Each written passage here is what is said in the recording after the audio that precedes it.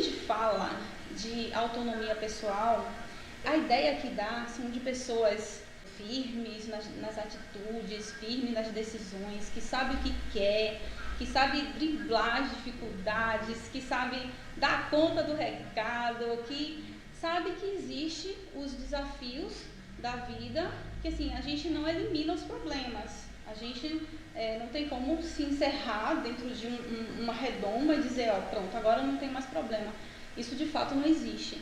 Mas o que acontece é que a gente pode fortalecer as nossas emoções, a gente pode nos blindar de alguma forma através de uma atenção, de uma tranquilidade interna, para que a gente consiga lidar melhor com os desafios que a vida apresenta para a gente.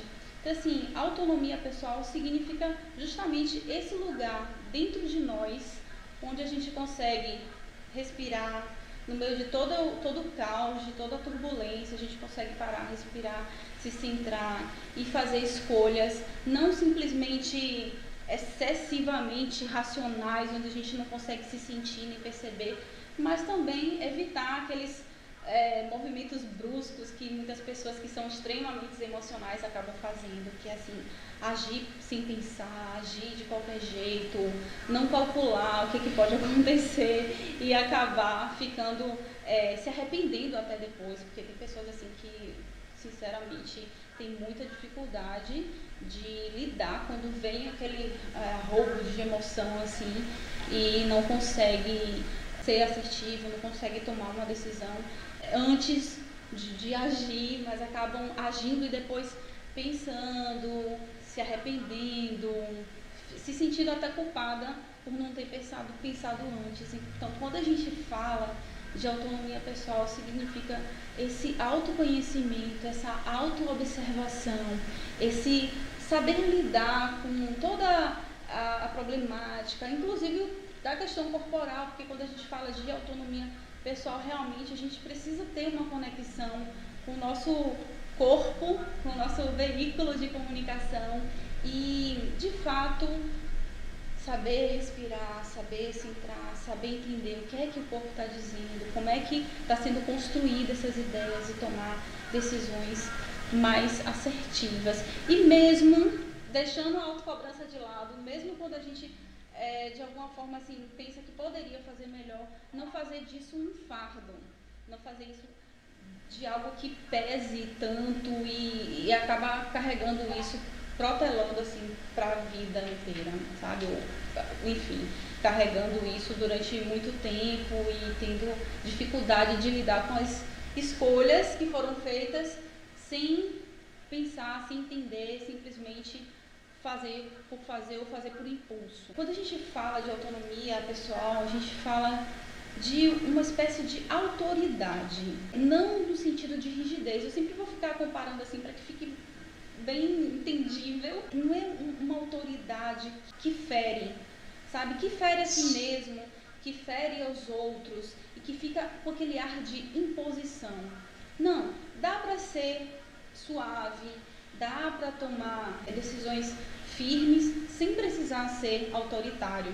É você conseguir impor a sua vontade, conseguir colocar a sua opinião e não se maltratar e nem ficar exageradamente achando que vai estar desmerecendo ou maltratando as pessoas à volta.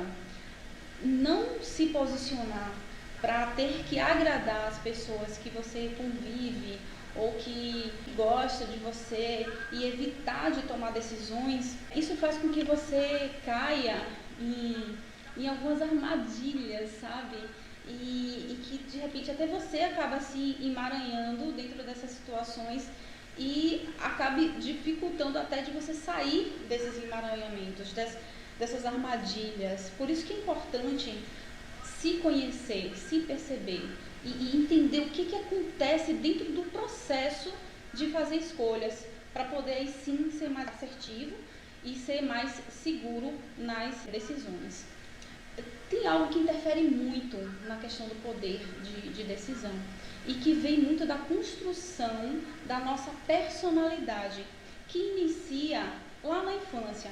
E acontece que às vezes vem antes da infância. A gente acaba recebendo muitas informações no período da gestação, no parto, isso já é comprovado, tem estudos que falam sobre isso, do processo, inclusive, de decisões que o feto, o bebê, acaba assimilando e ele começa a entender lá naquela consciência que está iniciando ainda a chegar assim, nesse corpo, mas já consegue perceber situações que podem facilitar ou bloquear algumas decisões ao longo da vida, e isso acaba sendo reforçado no decorrer da infância, da adolescência.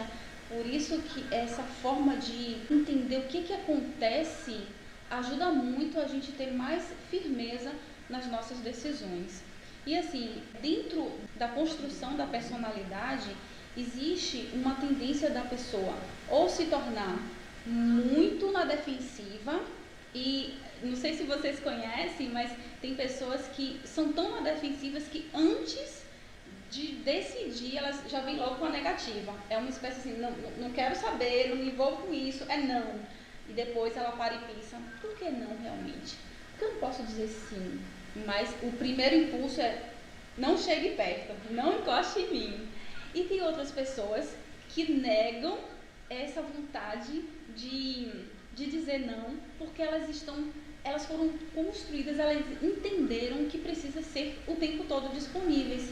Então, mesmo querendo agradar as outras pessoas, elas podem dizer, dar uma opinião que na verdade não é aquilo que condiz com ela, nem o que ela está com vontade. Um exemplo disso é quando uma pessoa é convidada para ir a uma festa, um aniversário, e lá no fundo ela não quer ir, mas ela tem tanta dificuldade de dizer não, que ela precisa inventar uma desculpa, ou muitas vezes, dependendo da situação, ela acaba atraindo um problema, uma doença, uma dificuldade. Quantas vezes você pode ter até passado por uma situação como essa de sentir uma dor de cabeça, uma dor de barriga, só porque você não conseguiu dizer inconscientemente, no caso, né? O corpo acaba atraindo muitas dessas informações de inconsciente. Então, inconsciente, a pessoa tem essa dificuldade de dizer não, então ela acaba atraindo uma dificuldade no corpo para que ela utilize isso como uma justificativa do não que ela gostaria de ter dado. Então ela não diz não porque não quero, não porque não estou com vontade, não porque eu tenho outra prioridade hoje, ou simplesmente não, mas ela vai dizer não porque eu estou gripada, não porque eu adoeci, não porque aconteceu um problema com meu pet ou na minha família. E, enfim, é muito importante que a gente entenda o que acontece nesse processo, porque a gente começa a ter escolhas mais conscientes. E isso se traduz nessa autonomia da decisão. Não podia falar de autonomia pessoal sem falar de autocobrança e de procrastinação. São dois pontos que normalmente as pessoas acabam se deparando ao longo da vida, né? A questão de ou se cobrar demais e acabar gerando até dor de cabeça. Acabo sempre falando da questão da linguagem do corpo, porque ele é uma forma de expressão do nosso inconsciente. Como é que ele se traduz nas nossas decisões. Quanto mais a gente tem noção do que o nosso corpo fala, do que nos leva a decidir algumas situações, então a gente consegue se empoderar mais, entender e fazer uma movimentação na vida através das escolhas, através das decisões, sem precisar ter que adoecer, sem precisar ter que sofrer por ter decidido algo, sem ter que lidar com culpas e desculpas, porque vem às vezes um chicotear mesmo de si mesmo, porque fica se cobrando, fica exigindo demais de si mesmo, quando a gente pode ter uma vida mais leve e se entendendo mais, trazendo mais flexibilidade. Essa é uma chave, flexibilidade. Só que assim, essa questão da procrastinação, por exemplo, é uma forma da gente entender por que acontece essa dificuldade de fazer o que precisa ser feito. Normalmente existe uma dor por detrás disso. E quando a gente não entende, a gente acaba protelando e se culpando e entrando num ciclo vicioso. É preciso muita coragem para poder se assumir. Precisa muita coragem para seguir a essência verdadeira. E para a gente tomar partido desse lugar de coragem, de fazer valer os nossos valores, é preciso que a gente se conheça, é preciso que a gente se perceba de verdade. E isso é um processo. É importante que a gente identifique os nãos ou sims que a gente dá nessas escolhas, se ele no fundo está buscando uma aprovação alheia, ou se ele está te deixando num lugar onde você não quer decepcionar as pessoas. Quando você não tem essa firmeza, você acaba agindo para agradar os outros e acaba esquecendo de você mesmo. Existe uma necessidade realmente de equilíbrio dessas duas partes, de você saber do que você quer de verdade, sabe? Assim, é você entender quais são as escolhas, independente do que acontece lá fora, e você identificar de que forma você pode aplicar isso no seu cotidiano, porque isso começa de decisões simples, de decisões pequenas, e a gente vai treinando isso para que quando chegar o momento de a gente fazer escolhas mais significativas, mais importantes ou que tem um impacto maior na nossa vida, a gente já treinou. Porque uma pessoa que tem essas dificuldades de se posicionar e de repente quer fazer uma mudança brusca, sabe? Eu chamo de ato heróico. A pessoa quer ter um ato heróico de tomar uma decisão e pronto. Mas aí às vezes ela não suporta, ela não consegue dar conta. E é muito importante considerar de que nesse passo a passo de desconstrução de um comportamento, você entenda os seus limites, o seu tempo e como é que você vai agregando isso aos poucos na sua vida. Porque sair de um lugar e ir para outro totalmente diferente é insuportável para quem não tem esse hábito. Um exemplo para a gente entender melhor como é que isso funciona são pessoas que vão fazer dieta e ela de repente vem num ritmo muito frenético de comer, e quando ela decide fazer uma dieta ela fecha a boca de vez e aí ela passa dias, só que chega uma hora que ela não suporta, ela não aguenta, então ela vai querer descontar tudo. Eu conheço pessoas que passam a semana toda de dieta, um sacrifício para conseguir o resultado, mas aí quando chega um fim de semana, um sábado, um domingo, um sextou da vida, e aí começa, uau, e vem tudo assim, aquele impacto, e ela come tudo, e aí vem todo aquele processo de culpa, de remorso, porque teve alguma situação que desequilibrou e ela não foi trabalhando isso aos poucos. Ela quis fazer uma mudança brusca que ela não conseguiu dar conta. Então, quando eu falo desse processo de autonomia pessoal, para quem ainda não se sente muito dono ou dona de si, eu digo, calma, vá com calma, se entenda, se perceba, porque se existe uma mudança interna que precisa ser elaborada, que precisa ser construída, imagine isso à sua volta. As pessoas às vezes não vão entender. Nossa, fulano sempre agiu desse jeito e agora está agindo de outro jeito. Como é isso? E aí você tem que dar conta da sua autocobrança e das expectativas alheias. Porque quando se fala de mudança, é basicamente isso que acontece. Então, assim, calma. Eu quero dizer que é possível e que você pode chegar lá, mas sempre respeitando o seu tempo e respeitando o seu limite. Outro ponto importante da questão de ter essa autoconfiança é se permitir a vulnerabilidade. Soa até estranho, né? Poxa, ela vai falar de autoconfiança e agora está falando de vulnerabilidade? É justamente essa flexibilidade que você precisa ter com você mesmo. Tem pessoas que botam realmente aquela armadura firme, forte, ninguém derruba.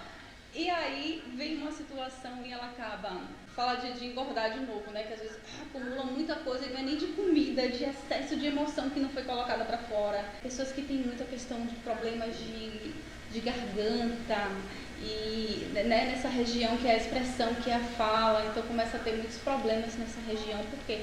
Porque não fala, porque não expressa. E demonstrar uma certa vulnerabilidade ou sensibilidade, isso também faz parte. É como o bambu, sabe? A gente usa o arquétipo do bambu para poder explicar um pouco sobre isso. Aquelas árvores mais duras, quando vem um vento, é muito fácil de quebrar. Mas o bambu, ele dança. Ele consegue encurvar quando vem um vendaval. E depois, quando tudo passa, ele volta e ele segue. Então, assim, ser dono da própria vida, né? Buscar essa autoconfiança também significa que a gente precisa equilibrar esse lado firme, forte, decidido, que sabe o que quer, mas que também tem essa consciência de que tem momentos que não dá para dar conta.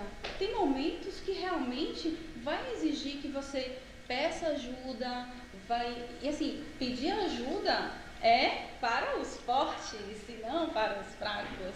Porque assim, eu vejo isso muito dentro de um processo terapêutico, por exemplo. Tem gente que não dá o braço a torcer, que acha que a própria terapia é coisa para quem é fraco, frágil, que não dá conta. Mas na verdade, olhar para si mesmo, gente, olhar para si mesmo precisa de muita coragem. Porque olhar as qualidades pode ser até fácil ou agradável, mas nossa, você olhar para suas próprias sombras, para aquele lugar dentro de si mesmo que é vulnerável, que é frágil, e mostrar isso, nossa, precisa realmente de muita coragem. Então, quando eu falo de autonomia pessoal, eu falo de pessoas firmes, falo de pessoas fortes, mas eu falo de pessoas humanas.